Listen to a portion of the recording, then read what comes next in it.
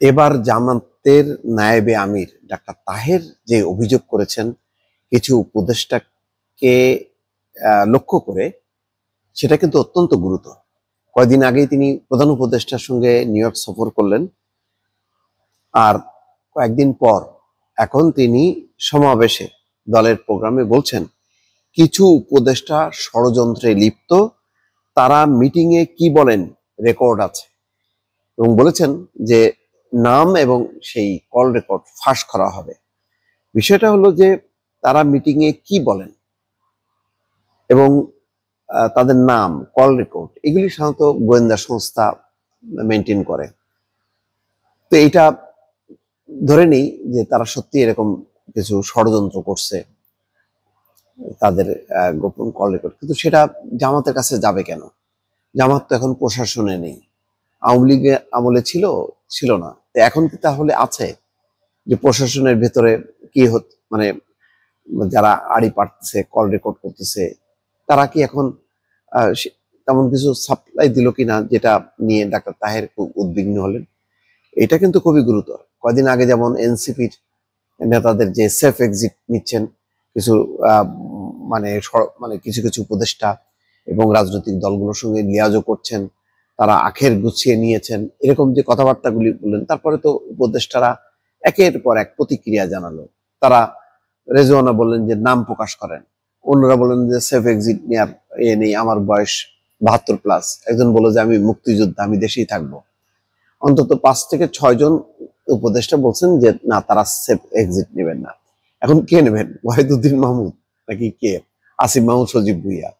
আর এই যে তখনও কিন্তু কিছু কিছু বলা হচ্ছে, এখনো কিন্তু বললেন যে কিছু উপদেষ্টা। এই কিছু কারা? এনসিপি কাদেরকে বলল কিছু উপদেষ্টা, সেটাও আমরা জানলাম না। জামাত ইসলাম কাদেরকে কিছু বলতেছে, সেটাও আমরা জানলাম না। তার মানে একটা ধোঁয়াশা কিন্তু তৈরি হয়ে থাকলো এই রাজনৈতিক দলের নেতাদের বক্তব্যের মধ্য দিয়ে। আচ্ছা, কেন বলছেন? অন্তর্বর্তী সরকারের কয়েকজন উপদেষ্টা রাষ্ট্রের গুরুত্বপূর্ণ সিভিল এবং পুলিশ প্রশাসনে একটি বিশেষ দলের অনুগতদের বসিয়ে নীল নকশার নির্বাচন করার ষড়যন্ত্র করছেন। তাহলে কার পক্ষে? নিশ্চয়ই বিএনপির পক্ষে। তাহলে বিএনপির সঙ্গে কি এই সরকারের কিছু উপদেষ্টা একাত্ম হয়ে গেল? অথচ বিএনপি তো বলে যে দুজন উপদেষ্টা তারা এনসিপির লোক। তাহলে কোনটা সত্য, কোনটা মিথ্যা, এটা তো বোঝা যাচ্ছে না। জামাত তেমন কিছু বলেনি যে এনসিপির পক্ষে 2 জন উপদেষ্টা আছে, তাদেরকে বের করে দাও। তিনি তো যেভাবে বলছেন যে কিছু উপদেষ্টা, তার মানে ওই উপদেষ্টাগুলি বিএনপির সঙ্গে যুক্ত। তাহলে জামাতের কি কোনো কেউ নাই? এখন এখানে যে অবস্থা, হয় তারা এনসিপির হবে, নাই বিএনপির হবে, নাই জামাতের হবে, এর বাইরে তো না। এর বাইরে যদি আওয়ামী লীগের হয় তাহলে তো স্বৈরাচারের দোষর, ফ্যাসিবাদের দোষর। তারা কি নিরপেক্ষ নির্বাচন করে দেবে? খুব ঘোলাটে একটা অবস্থা। আব্দুল্লাহ তাহের বলতেছেন, যেহেতু গুরুত্বপূর্ণ, তিনি জামাতের খুব দায়িত্বশীল নেতা। আমি আগেও বললাম যে তিনি কয়েকদিন আগে প্রধান উপদেষ্টা ডক্টর মোহাম্মদ ইউনূসের সঙ্গে নিউ ইয়র্ক সফর করেছেন।